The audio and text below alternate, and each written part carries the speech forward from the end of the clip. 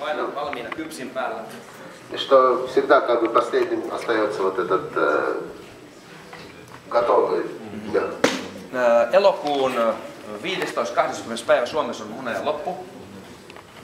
15-20. päivä august. Примерно от 15 до 20 августа в Финляндии уже все прекращается сбор нектара. No, ja siihen päivään mennessä me ollaan yritetty ottaa, joskus menee syyskuun eka päivä, niin 3 kertaa me otetaan hunajat pois. 2 kertaa 2 laatikkoa ja viimeisen kerralla 1 tai 2. Kuinka se tulee? И к этому времени вот пытаются собрать Normaalisti se on 3 kertaa. весь мед. И эта операция длится примерно, это сбор меда 3 раза. Бывает 2, но как бы примерно 3 получается. Sen jälkeen sieltä on kaikki hunajat pesästä pois. И тогда весь мед собран с улья. Ja ensimmäisessä laatikossa alun alkaen oli hunajaa, kun se tehtiin tämä systeemi, mutta nyt siellä ei ole hunajaa, siellä on ihan vähän. И вот когда вы ставили вот эту решетку, то там оставалось меда. Но вот теперь, когда вы весь мед собрали и вскрываете эту матко-разделительную решетку, то там практически нет меда. Очень мало. Yes. Eli nyt kun tänään otetaan hunajat pois kotiin, niin viimeistään huomenna aamussa tulet ja aloitat ruokkia sitä pesää, kiihotusruokintaa uudelleen 5 litraa. Если вы сегодня забрали весь мед, то крайний срок это завтра утром нужно прийти и начинать подкормку пчел. Koska sä tarvit niitä talvimehiläisiä, sä tarvit antaa kiihotusruokintaa. Что первый раз дает 5 литров. Ensiksi 5. Ja seuraava kerran kun sä tulet, на следующий круг, когда ты придешь уже опять давать корм.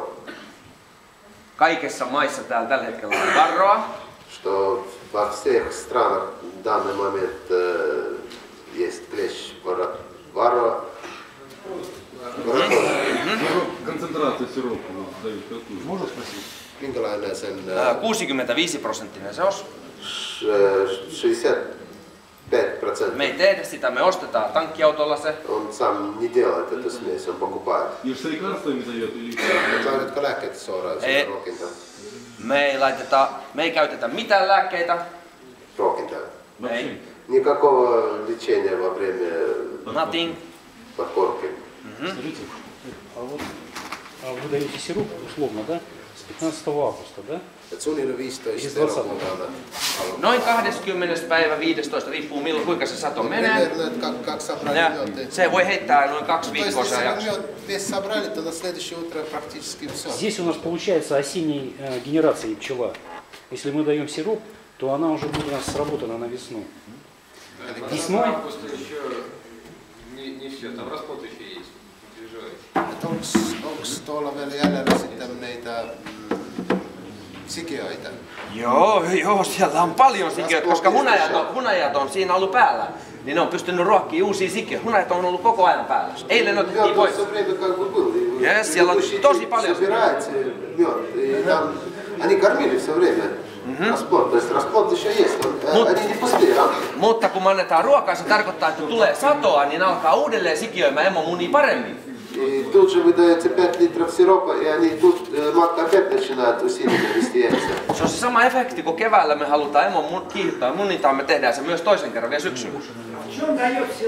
Кормушка вот. Ah. Да, ну тут хоть сам. Koska jos ei talvimehiläisiä, niin siinä käy huonosti. Jos ei ole riittävä määrä. Если не будет маленькое количество зимующих пчел, то будет плохо. Onko jollain jotain kysyttävää siitä nyt? Aha, okei. Mutta nyt toisen kerran kun me tullaan tähän, niin pitäisi laittaa tymolityyny siihen, tai onko tämmönen muurahishappogeeli, että saataisiin talvimehiläisistä tää pesän punkkimäärä kerran tiputettua alas. Seuraava ruokinta. Joo, ei me ruokita, vaan seuraavan kerran me annetaan ainoastaan geeli, varroa hoitoon. Следующий раз, когда уже дана вот эти 5 литров подкормки, то следующая операция, что кладется туда или подушка. Keskelle sikiöolaa päälle. Kehien päälle. Tymoli tyyny. Подушка вот именно кладется на 20 середину, grammaa где tymolia. расплод. Tai tämmönen muurahaisappogeeli, joka luovuttaa muurahaisappoa. Или такой гель, который выделяет муравьиную кислоту. Se on geeli. Pussi. Гели, они в мешках у них. Ja sitten taas viikon päästä takaisin. Через неделю опять нужно приехать. Se saa olla, se geelipussi siellä, sitä on vähän jäljellä. Vähän Его jäljellä. сколько-то еще как бы осталось. Me annetaan seuraava ruokintasatsi. Дается следующее количество подкормки. Дно закрывается уже после того, как вот все прошло, у него дно закрыто полностью. Но всю зиму открыто. Всю зиму открыто. Сейчас вот при этих Оно закрывается только при весеннем развитии. Jos me oltaisiin ekalla kerralla annettu paljon sokeria, se olisi se sokeri peittänyt kaikki muninta-alan. Первый раз дается 5 литров сахарного сиропа, потому что если большое количество разом дать, то они покроют, место не будет матки нести яйца. Sen takia me annetaan se ensin 5 litraa ja seuraavan kerran me voidaan antaa siihen se 5-10 litraa. И вот следующим разом он тогда уже дает от 5 до 10 Ja литров. 10 litraa on ihan ok. Ну, 10 нормально. Koska se on jo muninut tällä välillä ne kannot kaikki täyteen, mitä se tarvii. Что матка уже к этому времени вынесла столько яиц, сколько как бы нужно. Ja nyt se haju ei ole pesässä enää niin suuri, se tymolin ja geelin haju, niin ne ottaa ruokaa vastaan. И вот сейчас уже как бы запаха этого тымалина или вот этого муравейной кислоты геля, уже практически его уже там нет, и они очень хорошо будут принимать корм. Ja sitten me tulemme seuraavan kerran ruokkimaan pesiä 2 viikon päästä, viimeistään syyskuun 15. päivä. И примерно через 2 недели, или ну, практически последний срок, это в Финляндии с числа 15 сентября. Me laitetaan se vielä kerran täyteen sokeria 10 litraa. Тогда еще раз дается 10 литров сиропа. Ja sen jälkeen siinä on talviruoka annettu pesä. И за этим уже вся подкормка на зиму сделана. Ja jos me vielä halutaan vaihtaa ne huonoimmat emot pois, niin nyt se on se hetki vaihtaa. И если мы еще хотим заменить плохие матки, то это вот как раз этот самый хороший Koska ne ottaa 100% vastaan. Что практически 100% они принимают эти матки. Ja viimeisen kerran kun me tullaan, me haetaan ruokintalatikko pois ja laitetaan katto kiinni. И следующий, то есть последний раз, когда приезжаем на пасеку, то убираются кормушки и закрываются ульи уже крышкой. Ja me suojataan se pesät eläimiltä. И Laitetaan hiiriestin. То есть предохраняются ульи от животных и ну, именно больше от птиц. Это ставится преграда для мышей. 7,5 milliä jätetään rako. Там остается зазор 7,5 миллиметров. Me käytetään alumiinilevyä, me alumiinilla vuorataan sekä pesä että katto. Югани пользуется, он защищает от птиц алюминиевой жестью. И крышу, и бока. Miten karhu? Mulla ei ole vielä ollut karhuja ja mä toivon, että siellä on ihmiskarhuja ollut, mutta ei todellisia karhuja. Говорит, что у него еще у самого не было случая, чтобы ульям как бы повредил ульи медведь, что были людские такие, люди-медведи, надеяться, их тоже мало будет. Ihmiset on nähnyt, että karhut on käynyt mun pesien lähellä ja ihailu, mutta ne ei ole vielä koskenut niihin. Но как бы сами владельцы некоторых земель говорили, что видели следы медведей и следы до ульев доходили, но говорит, повреждений не было. Mä olen onnen Pekka, koska monen muun pesät on koskettu, mutta minun ei. Говорит, что он счастливчик в этом смысле, что в Финляндии тоже у многих бывают случаи, что повреждают медведи улья. Mutta mä olen auttanut muutamaa venäläistä mehiläishoitajaa. Но он некоторым российским пчеловодам помогал в этом смысле. Kella on karhuongelma. У кого проблемы с медведями. meillä Suomessa on semmoinen sähköpaimenjärjestelmä. В Финляндии есть такой электрический забор или наколки. Hieno systeemi, että on aitatolpat ja lankaa noin 800 metriä. И что вот уже готовы и столбы, и проволоки метров на 800 примерно. Semmoinen järjestelmä maksaa noin 300 euroa. И вот такая система стоит примерно 300 евро. Ja Suomen valtio kustantaa sen mulle ilmaisiksi, jos minun pesille tulee karhu. Если у Югани появится медведь, и он разнесет ему какой-нибудь стачок, то финское государство ему возместит, то есть купит эту систему. Mutta enemmän mä oon onnellinen, että ne ei tule koskemaan, eikä mä tarvi niitä. Ему больше нравится даже это, что к его ульям еще не подходили и не подходят. Вопрос можно? Да. Я как понимаю, кочевое пчеловодство. Там везде раскидано. После улья на центральную пасеку сводите, да?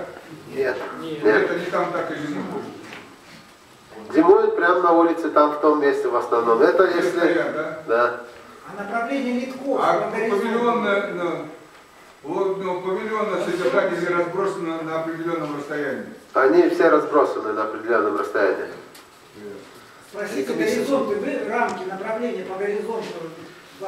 Onko sinulla ollut koska tärkeää, että mihin suuntaan on lentoava ollut ja mihin suuntaan on? Kunhan ei ole pohjoiseen. Говорит, у него самое главное, чтобы не в сторону севера. Joo. Kylmä pohjoistuuli on kaikista pahin myrkky. Оттуда идут такие ветра, основные в Финляндии. Очень холодные. Вереск они собирают мед?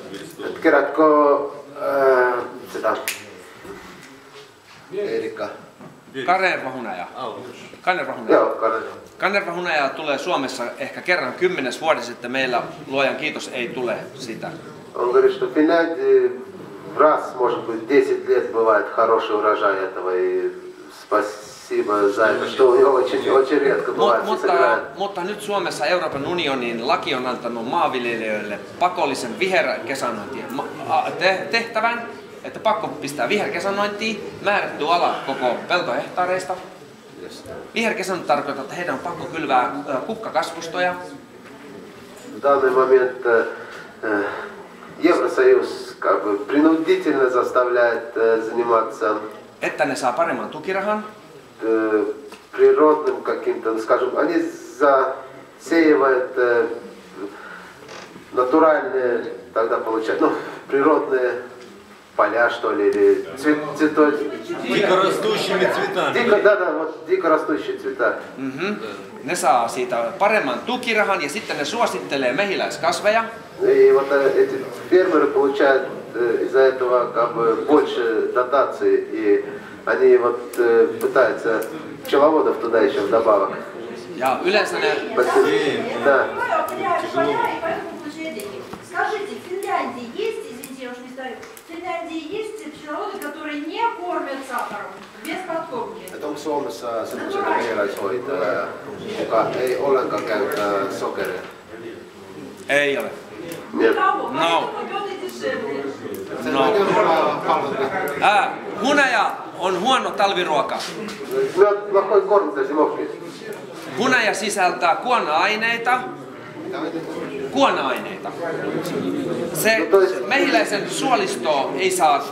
Suomessa on talvi 6 kuukautta, niin kuin Venäjälläkin. Зима в Финляндии 6 месяцев, скажем. Все, ну какого? Se valkoinen sokeri on, uskokaa te älkää, parempi talviruoka.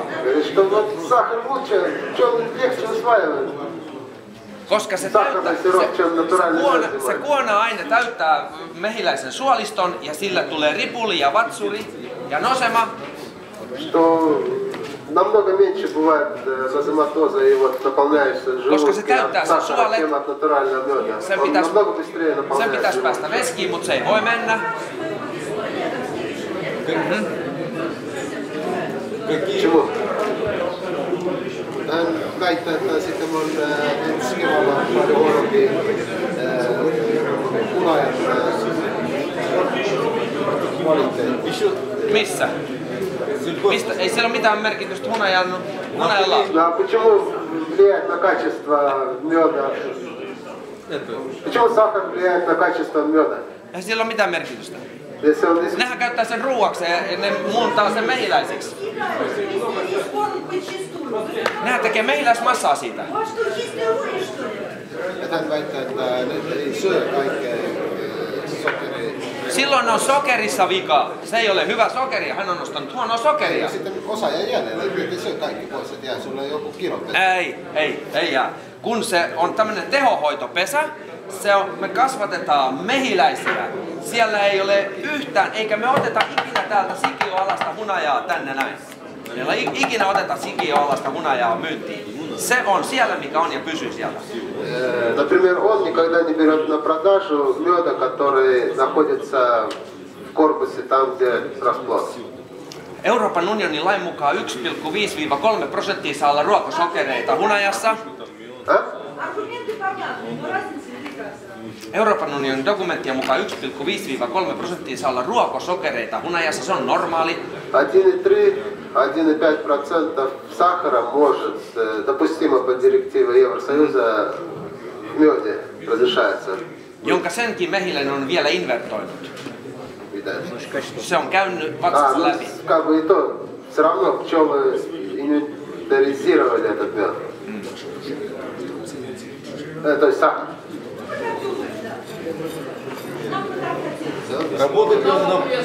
Mutta sitten varoa. Me puhutaan kohta siitä. Tämä mehiläisten hoito ei ole vielä ollenkaan ohi. Kaikki tärkein tehtävä on vielä tekemättä. Hunajat on saatu kotiin, mutta mehiläisiä ei ole hoidettu vielä loppuun asti.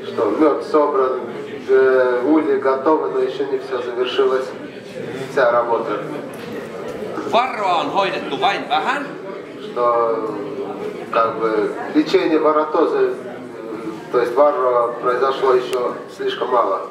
Ja varroa on sellainen eläin, että jos siinä pesässä ei ole koskaan ollut varroa, niin 4 vuoden päästä se on kaput, jos ei sillä ole tehty mitään. Что если не заниматься профилактикой лечения воротоза, то если пули не было вообще клеща воротоза, то через 4 года он погибнет.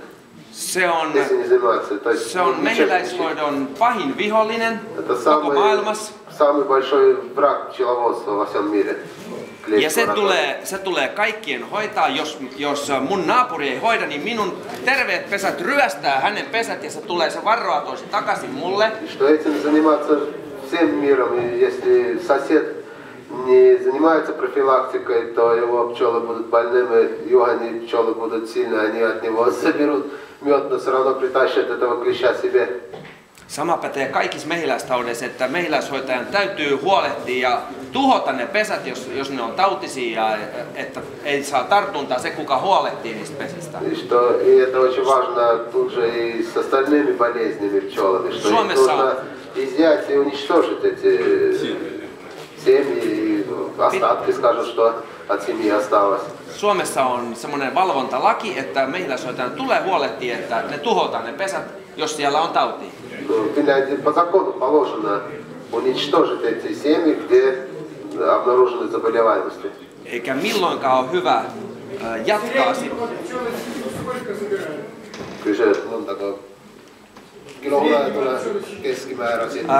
Silloin kun sä hoidat ammatikseen mehiläispesiä ja pääsatona ainoastaan hunaja, niin täytyy lähteä siitä, että minimisato on 45 kiloa per pesä hunajaa.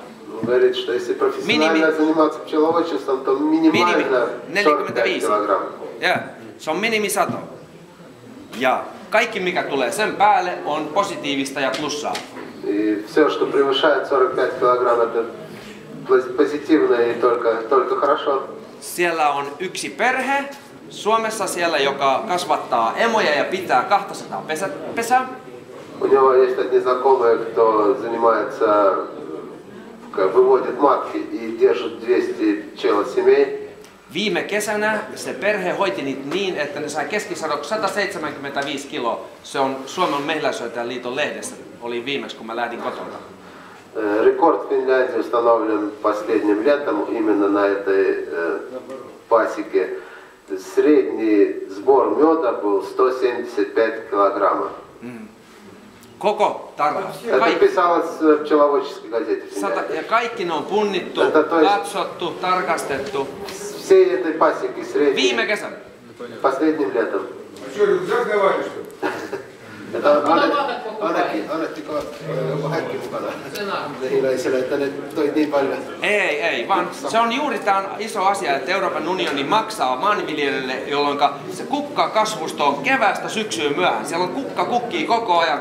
Se on se, miksi meidän sadot on alkanut nousemaan ylös uudelleen. Että se tehoviljely on pienentynyt. Говорит, что это именно в тех краях вот начиналось и очень много пользуется вот это цветочное выращивание, то есть эти посевы цветочные.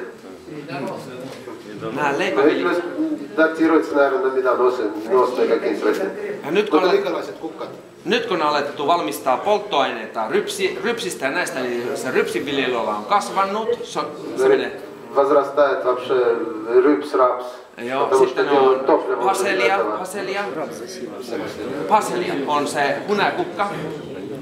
Sen nimi on hunajakukka. Ne tietää. Yes, yeah.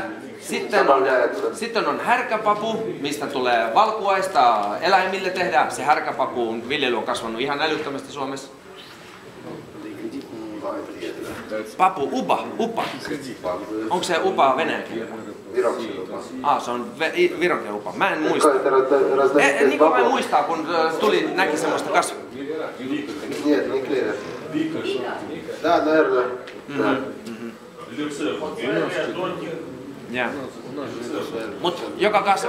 Mutta Suomessa on hirveän hyvä apilamäärä. Valkoapila on paljon. Довольно много в Финляндии первого клевера, и это все добавляется. Ja sitten oli sitä vadelmaa. Ну и, конечно, малины. Koska Suomessa on kuusimetsiä paljon. Очень много лесов, и именно где ели растут, и там очень много малины. Ja viimeiseksi me saadaan se Ivantsai. И скипрея очень много. Он месяц практически цветет. Mutta niin kuin mä sanoin, hunajan hinta on noin 4,5 euroa kilo. Цена меда в Финляндии примерно 4,5 евро за килограмм. Me kilpaillaan maailmanmarkkinahintojen kanssa, koska Suomeen tulee melkein yhtä paljon hunajaa kuin me tuotetaan. Им приходится все время воевать с теми, кто завозит этот мед, потому что мед в Финляндии завозит примерно такое же количество, сколько сами производят. И как они воюют? Miten te kilpailette? Me kilpaillaan hinnalla. Hinta sieltä tulee meksikolaista hunajaa, sieltä tulee argentiinalainen hunaja, unkarilainen hunaja. Venäläistä hunajaa ei ole näkynyt.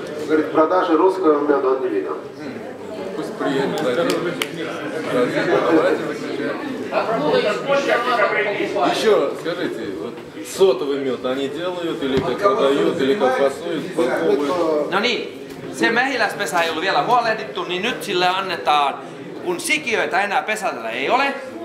Ну вот сейчас, когда не будет уже расплода в семье, siellä ei saa olla, ei yhtään. то есть уже нельзя, чтобы jos sä kokeilet kädellä, se ei saa olla yhtään lämmin. Вы когда руку туда положите, она тепла нету. Se ei ole syyskuussa, se ei ole lokakuussa, se on marraskuussa tai joulukuussa tai tammikuussa. Или конец ноября, или декабрь, или январь. Jos on italialainen uusi emo, se mamma munii vielä marraskuussakin. Marraskuussakin se on vielä lämmin, siellä on sikiöitä vielä marraskuussa. Итальянка может и поздно осенью еще. Вопрос по этому поводу. Есть методы ограничения расщепления? Как вы ограничиваете осенью расщепление матки? То есть останавливаете методы? Piirakkassa on jotenkin sen emoajan muninta syksyllä. Mitä? Syksyllä piirakka jotenkin emoajan muninta. Emoajan muninta syksyllä, että jotenkin estätkö? Ei. Se on se luonnon ulkoilma ja mehiläinen pitää osaa lukea sitä luontoa, että se alkaa vähentää sen munina. Koska mehän tarvittiin ensin paljon talvimehiläisiä. Потому что вначале нуждались мы в большом количестве зимующих пчел. Ja se muni siitä silloin, kun annettiin se kiihotusruokinta Она syyskuussa. тогда несла яйца, когда дали подкормку, то есть сироп. Ja, ja kun meillä se remmon muninta laskee hiljalleen alaspäin, niin se menee 1,5–2 kuukautta eteenpäin ennen kuin se on sikiötön, vähintään. И все время как бы будет уменьшаться несение яиц матки, и это пройдет пару месяцев, пока они все выведутся полностью. Okei, me mennään pesille, kun me tiedetään, että ei ole sikiöitä joulukuussa tai tammikuun alussa. Monasti se on uutena vuotena. В основном, как бы в декабре, в начале января он идет Mä haluan, на että se on ihan пасеку. varma. Mä en mene tekemään mitään kokeiluja. Mä haluan, että se on varma, ei ole sikiöitä. И что он тогда в этом времени он знает, что точно уже нет никакого расплода. Lämpötila on +2, -2. Нужно выбрать погоду, вот когда такие промежутки, вот +2, -2 Odotetaan, градуса. että se kylmä aika menee Или ohi. теплее, если может быть, но главное такой перепад именно морозов, чтобы не было. Me ollaan tehty oksaalihaposta 3,2% liuos, sokeria ja 3,2% väkevä liuos. Он делает, как это, щавельной кислоты. Или кислотой, парами, наверное. Раствор 3,2%. Ja. Ja se pidetään se lämpöisenä, noin 40 astetta. Он как бы сохраняется, чтобы он был теплый, примерно 40 Se on градусов. sekoitettu niin hyvin, että se on kylläinen liuos. И хорошо он должен быть смешан, чтобы он единый, раствор хорошо размешанный должен быть.